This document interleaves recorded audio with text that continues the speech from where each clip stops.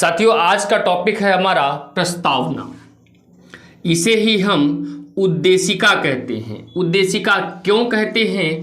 क्योंकि आपको याद होगा हमने पिछले क्लास में बताया था कि 13 दिसंबर 1946 को पंडित जवाहरलाल नेहरू एक उद्देश्य प्रस्ताव लाए थे। और उसी उद्देश्य प्रस्ताव को जब हमने बताया था कि 22 जनवरी 1947 को पास हुआ, फिर संविधान बनना शुरू हुआ, तो उसी को बाद में क्या है हमारे संविधान में प्रस्तावना के रूप में रखा गया। चूंकि उद्देश्य प्रस्ताव को ही प्रस्तावना मान लिया गया बाद में, या उस रूप में रखा गया, इसीलिए हम प्रस्तावना को क्या बोलते हैं? उद्देशिका भी बोलते हैं। प्रस्तावना होती क्या है? प्रस्तावना क्या है? प्रस्तावना जो हमारा संविधान है उसके जो मूलभूत आदर्श हैं उनको प्रस्तावना के माध्यम से दर्शाया गया। यानी हमारे संविधान के मूल आदर्शों को प्रस्तावना के माध्यम से बताने का प्रयास किया गया है। प्रस्तावना जो शब्द है यहाँ पर जो आपके सामने लिखा है, यहाँ से दो चीजें समझिएगा। अब हम दो देशों में एंट्री करेंगे, पहला अमेरिका और दूसरा ऑस्ट्रेलिया। कंफ्यूजन हमेशा के लिए दूर होगा। पहला अमेरिका और दूसरा ऑस्ट्रेलिया। मेरा भाई एक बात याद रखिएगा, हमारे संविधान में प्रस्तावना होगी, यह कॉन्सेप्ट जो है वो कहाँ से लिया गया है? अमेरिका से लिया गया है। यानी प्रस्तावना का जो विचार है वो कहाँ से लिया गया? अमेरिका से लिया गया है। जबकि प्रस्तावना की जो भाषा है वो हमने कहाँ से ली है? ऑस्ट्रेलिया से ली है। अब उम्मीद करते हैं कंफ्यूजन हमेशा के लिए दूर हो गया होगा। अमेरिका से हमने क्या लिया? प्रस्तावना का कॉन्सेप्ट यानी प्रस्तावना का विचार। और भाषा प्रस्तावना की कहां से ली है? ऑस्ट्रेलिया से। यहां तक क्लियर है? अच्छा, हमारे प्रस्तावना को कई विद्वानों ने कई नामों से बुलाया है, जिसमें सबसे पहला नाम, इनको भी आप याद रखिएगा, प्रतियोगी परीक्षाओं में यहां से भी प्रश्न बनता है। पहला नाम है N.A. पालकीवाला। इन्होंने कहा है कि हमारे संविधान की जो प्रस्तावना है ना वो परिचय पत्र है। यानी संविधान को परिचय पत्र किसने कहा? N.A. पालकीवाला ने। एक नाम और आप याद रखिएगा जिनका नाम है अल्लादी कृष्णस्वामी अय्यर। अल्लादी कृष्णस्वामी अय्यर। उन्होंने कहा कि जो हमारा संविधान है वह दीर्घकालिक सपनों का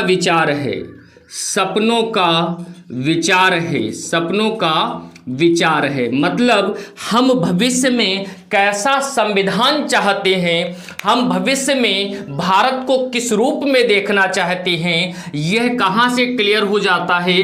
प्रस्तावना से। ऐसा किसने कहा? अल्लादी कृष्णस्वामी अय्यर ने कहा। तो हम समझ गए प्रस्तावना क्या है। जो मूल आदर्श है संविधान के उनको हमने कहां पर दिखाया है? प्रस्तावना में दिखाया है। उद्देशिका क्यों कहते हैं हमने आपको समझाया। प्रस्तावना का कॉन्सेप्ट कहां से, विचार कहां से लिया? अमेरिका से। और भाषा कहां से है? ऑस्ट्रेलिया से।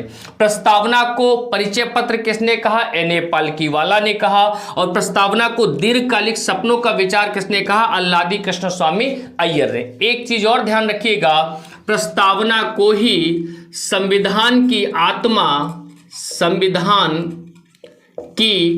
आत्मा या कुंजी भी कहा जाता है। संविधान की कुंजी या आत्मा किसे कहा जाता है? प्रस्तावना को। यहां से कंफ्यूजन क्रिएट होता है। यहां से एक कंफ्यूजन आपको होगा। क्या होगा वो कंफ्यूजन? कि आपने पढ़ा होगा अनुच्छेद 32। आगे हालांकि हम समझाएंगे अनुच्छेद 32, तो याद रखिएगा अनुच्छेद 32। अब कंफ्यूजन हमेशा के लिए दूर कर लीजिए। आज एग्जाम में पूछा जाए संविधान की आत्मा किसे कहते हैं तो आप 100% प्रस्तावना को टिक कर दीजिए, कोई दिक्कत नहीं है। लेकिन अगर एग्जाम में नाम लेकर पूछा जाए कि डॉक्टर भीमराव अंबेडकर के अनुसार संविधान की प्रस्तावना किसे कहते हैं, तब आप निसंकोच अनुच्छेद 32 को टिक करेंगे। इसे जिसे हम आगे आपको डिटेल में समझाएंगे। यहां तक उम्मीद करता हूं आप समझ गए होंगे। इसके बाद कुछ बातें हम और करेंगे आपके साथ। देखिए और बातें क्या करनी है, इससे रिलेटेड कुछ बात भी रहा। प्रस्तावना में एक चीज शुरू से प्रश्न चिन्ह है कि प्रस्तावना संविधान का हिस्सा है या नहीं है, प्रस्तावना संविधान का अंग है या नहीं है। इसमें कई वाद सर्वोच्च न्यायालय में, अन्य न्यायालयों में भी रहे, जिसमें से कुछ मुख्य हैं जिन्हें मैं लिखने जा रहा हूं। देखिए जरा क्या है, अगर हम बात करें बेरुवारी संघवाद, बेरुवारी संघवाद, ये वाद क्या है, ये वाद क्यों हुए, जिसमें ये चर्चा का विषय है कि प्रस्तावना संविधान का अंग है या नहीं है।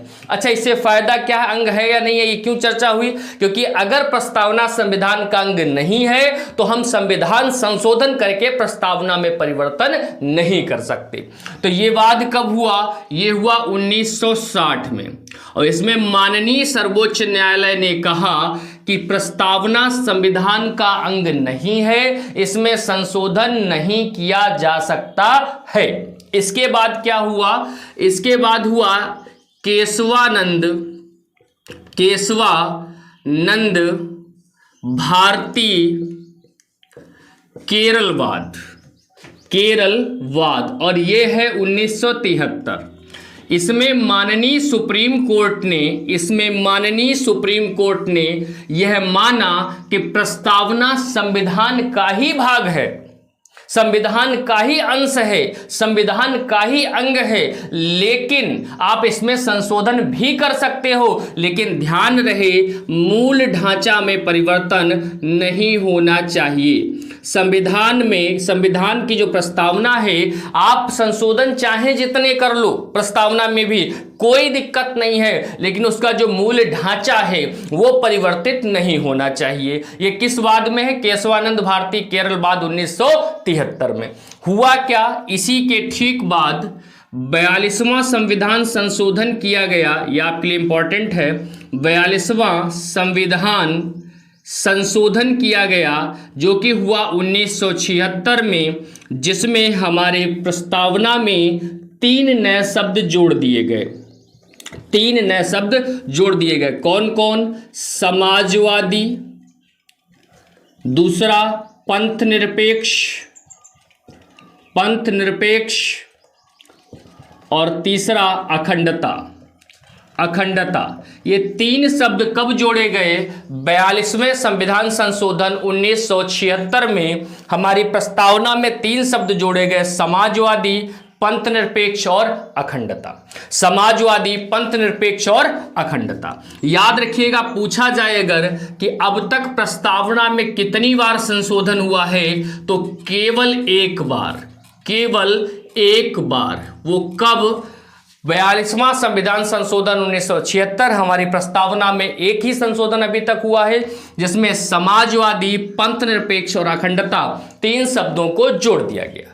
इन तीनों शब्दों का क्या मतलब है, अभी आपको आगे मैं समझाऊंगा। उम्मीद करता हूं यहां तक आप समझ चुके होंगे।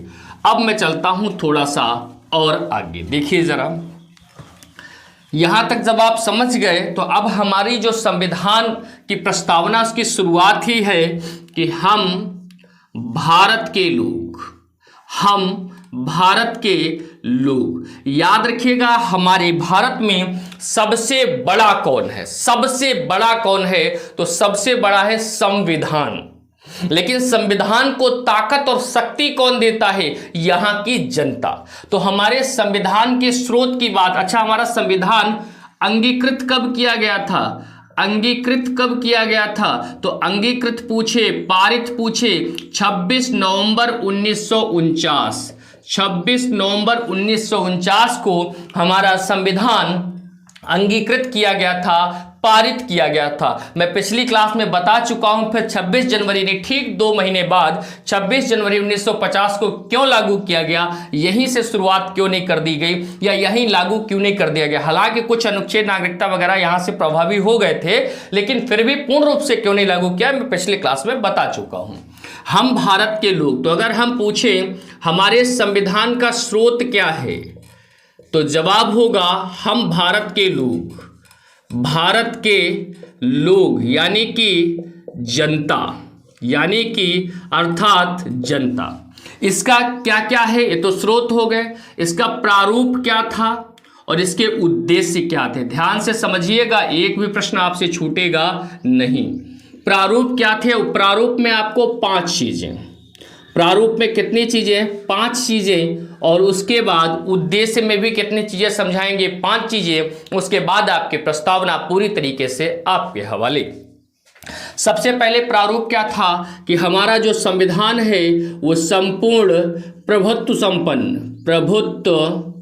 संपन्न होगा। हमारा जो संविधान है वो संपूर्ण प्रभुत्व संपन्न होगा। संपूर्ण प्रभुत्व संपन्न कहने के पीछे का कारण ये होता है कि हम अपने आंतरिक और बाह्य निर्णय के लिए किसी और पर निर्भर नहीं करेंगे, अर्थात हम अपने आंतरिक और बाह्य निर्णय के लिए पूर्णतः स्वतंत्र होंगे। इसी को कहते हैं संपूर्ण प्रभुत्व संपन्न। उम्मीद है आपको यह समझ में आएगा। दूसरा क्या है, दूसरा है समाजवादी।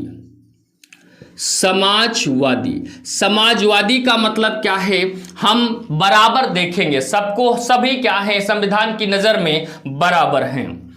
तीसरा है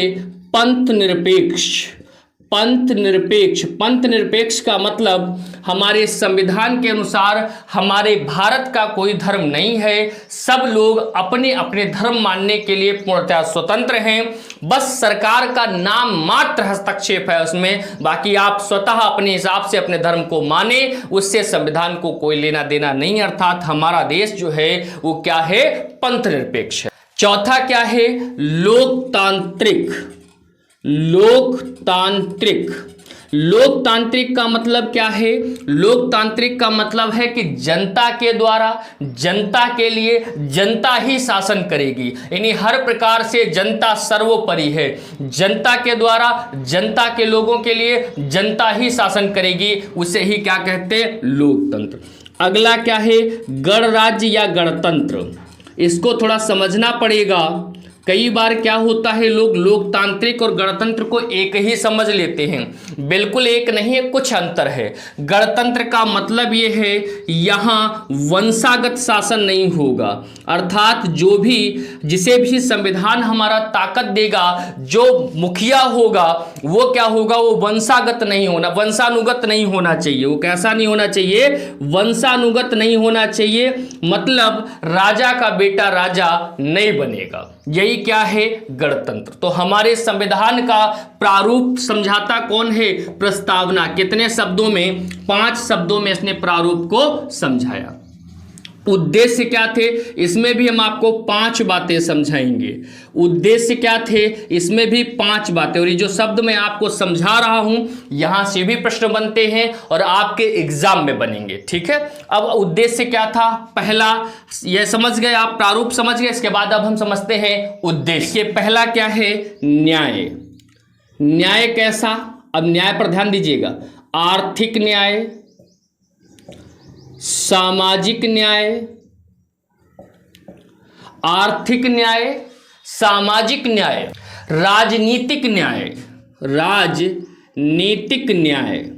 तो 3 प्रकार के न्याय की बात की गई है, आर्थिक, सामाजिक, राजनीतिक। एग्जाम में प्रश्न पूछेगा कि हमारा संविधान किस प्रकार के न्याय की बात नहीं करता। ऑप्शन रहेगा आर्थिक न्याय, सामाजिक न्याय, राजनीतिक न्याय, धार्मिक न्याय। तो हमारा संविधान धार्मिक न्याय पर बातें नहीं करता है, क्योंकि हमारा संविधान पंथ निरपेक्ष है, ठीक है। दूसरी, स्वतंत्रता। हमारा संविधान प्रत्येक व्यक्ति को स्वतंत्रता देता है, और ऐसी स्वतंत्रता देता है कि वह व्यक्ति अपना विकास कर सके, क्योंकि जब वह व्यक्ति अपना विकास करेगा तो वह व्यक्ति देश का भी विकास करेगा, यानी जब अपना विकास करेगा तो देश का भी विकास हो जाएगा। इसलिए हमारा संविधान हमको स्वतंत्रता भी देता है। अगला, समता मतलब हमारा संविधान सबको बराबर देखता है। अगला है व्यक्ति की गरिमा मतलब भारत के हर नागरिक को गरिमामय जीवन जीने का पूर्ण अधिकार है। यह अधिकार कौन देता? संविधान देता है। आगे मैं पढ़ाऊंगा। अनुच्छेद 21 के अंतर्गत भारत के हर व्यक्ति को गरिमामय जीवन जीने का पूर्ण अधिकार है। अगला है राष्ट्र की एकता और अखंडता। राष्ट्र की एकता और अखंडता। राष्ट्र की एकता और अखंडता। राष्ट्र की एकता और अखंडता का मतलब क्या है कि हमारे भारत में हम सब जानते हैं अलग अलग धर्म, अलग अलग जात, अलग अलग बोली, अलग अलग भाषा, लेकिन बावजूद हम सब एक हैं। बावजूद हम सब एक हैं, यानी एकता का प्रतीक अखंडता, ये हमारे संविधान का क्या था? उद्देश्य है। अच्छा, अगला बंधुता। बंधुता का मतलब क्या होता है? बंधुता का मतलब ये होता है कि हिंदू, मुस्लिम, सिख, ईसाई आपस में सब भाई भाई, यानी जो भाईचारे का कॉन्सेप्ट है हमारे संविधान के अनुसार उसको बढ़ावा देने का पूरा प्रयास किया गया है। तो ये हमारे संविधान का उद्देश्य था, ये हमारे संविधान का प्रारूप है। ये शुरू के 5 शब्द हैं जिनके शुरू में भारत के लोग या स्रोत, ये क्या है? हमारे संविधान का स्रोत है। इनका सबका मतलब मैंने आपको समझाया और हर जगह से प्रश्न बनता है, इसलिए एक एक बात को आप याद जरूर रखें। अगर कहीं पर कोई चीज भूल जाए तो दोबारा देख लें, ठीक से तैयार कर लेना। कोशिश यही है कि चपरासी से लेकर के यूपीएससी तक के एग्जाम में इस टॉपिक से प्रश्न अगर बने तो आप उस प्रश्न को बना सकें। अच्छा लगा हो तो लाइक जरूर कर दीजिएगा। बहुत बहुत धन्यवाद।